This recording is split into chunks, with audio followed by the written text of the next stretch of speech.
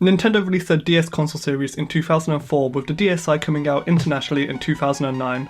This version was special because it had a camera built into the system, and you guys know I like photography, so today I'm going to be checking out the camera on this thing and how it stands up in 2024.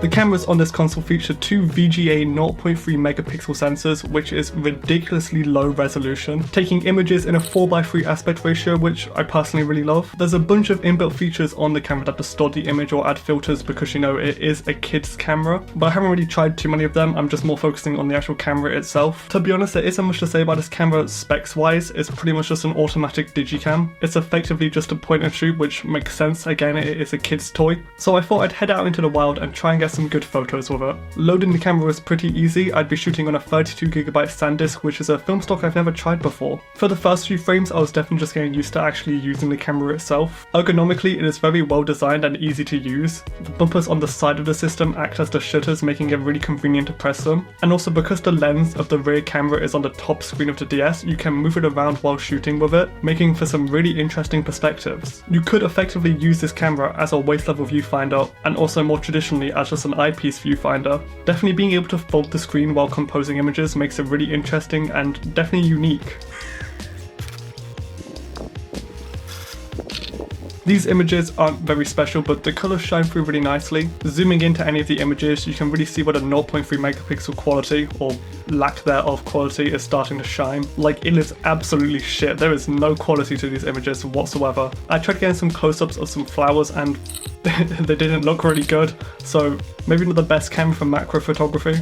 I moved on to a bit of self-portrait using my shadow, something similar to Vivian Meyer's self-portraits, but purposely trying to get a DSi into the composition, so it kind of brought up the question, what am I shooting on? And you know, they look unique, they look really interesting. I like how these self-portraits came out.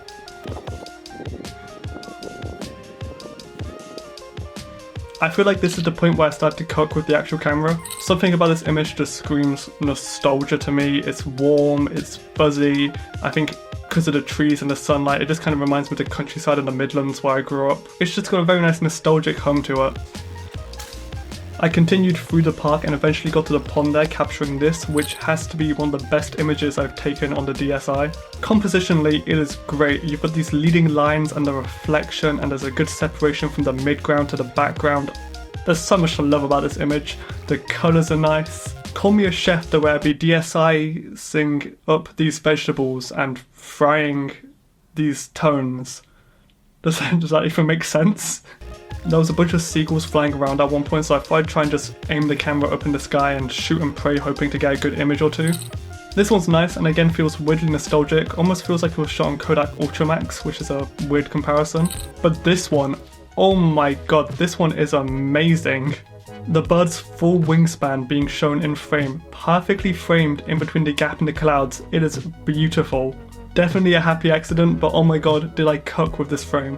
I didn't get any footage of this part, but on the path pretty much there was a group of pigeons crowding around, and I noticed as I walked by them, they all flew away rapidly. So I thought I'd try it again, using the DSi while I walked through them. Just kind of pointing it forward and spamming the shutter button, hoping for maybe a good image or two, and these images are amazing. The first one has to be my favourite. There's just so much motion and chaos going on in the image, but the other ones are really nice as well. It's such a cool looking image, and it's crazy to me that I got like such a good looking image on such an inferior piece of technology. I got one or two other frames while walking home, but nothing really as good as the pigeon shots. And it wasn't until I was actually home that I realised there was a black and white filter mode, which, you know, I love black and white. How have I not been using this? Overall, would I rate the DSi as a camera? Outstandingly yes. This camera is fucking amazing. I've used other digicams in the past, and you always run into like the same kind of issues, whether it takes a weird memory format, where it takes a weird battery format, just general hardware wearing down over time. But this, not a single issue so far. It takes regular SD cards, you can charge it normally, and you can play fucking games on it.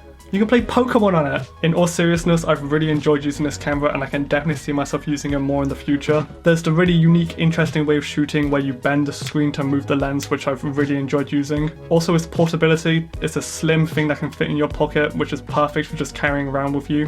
It's definitely a gimmicky camera, and the 0.3 megapixels is very low resolution, but most digicams are kind of gimmicky in a way. And you know, it's also kind of iconic pulling up to the function and taking pictures on a DSi. I think my plans for this camera at the moment are to take it with me everywhere for like a month and see what kind of images I can produce with it casually, which I'll probably end up making a video on as well. If you guys do want to see that, you should stick around and subscribe. You can also check out my Instagram, which is linked in the description below at Matthew_C41. I'm trying to hit 500 followers at the moment, so any help would be appreciated. Thank you for watching as always, and Matt out.